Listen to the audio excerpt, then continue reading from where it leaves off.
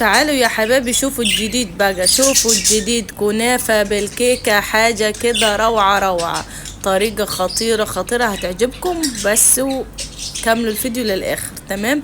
معايا ربع كيلو من الكنافة. تمام. معاها ربع كوباية من السمنة. تمام. ومعاها معلقتين من السكر البودر، هنخلطهم كلهم مع بعض. لازم الكنافة تشرب من السمنة كده. معايا بقى صينية مدهونة كده بسمنة اهو زي ما انتم شايفين. وبعد كده ايه هنضيف الكنافة كده فيها. تمام اهو زي ما انتم شايفين كده. صينية تكون متوسطة، يعني قد الصينية كده. تمام. ولا كبيرة ولا صغيرة، تكون متوسطة كده. خلاص خلصناها اهوت وبططنا عليها هيت وخليناها زي الفل. تعالوا بقى نعمل بقى الكيكة. احلى وصفة هتعملوها هي الوصفة دي. معايا ايه؟ معايا كده بيضتين درجة حرارة الغرفة. تمام اهو زي ما انتم شايفين.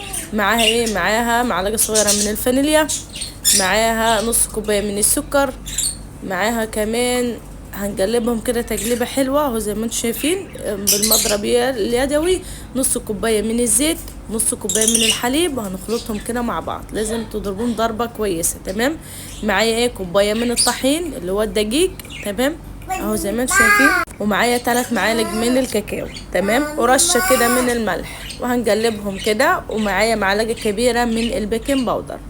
تمام.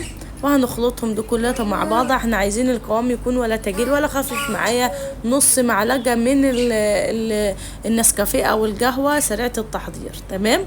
هنقلبهم كده تقليبة حلوة كده. خلاص خلصنا الكيكة.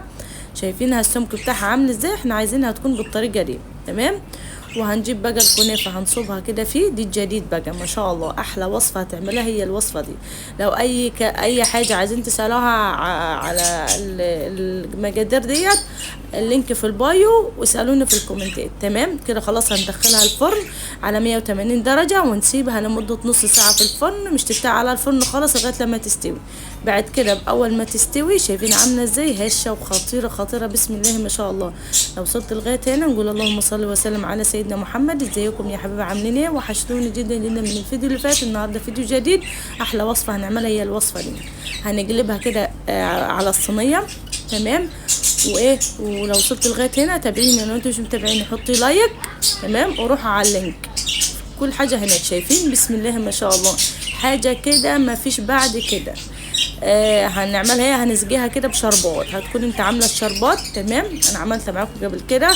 انا كان عندي شربات يعني حطيته كده عليها وزينتها كده بجوز الهند. تمام. وهنسيبها كده لغايه لما تبرد. بعد كده هنقطعها واوريكم بقى الجمال. ما فيش اجمل من كده ولا احلى من كده. حاجه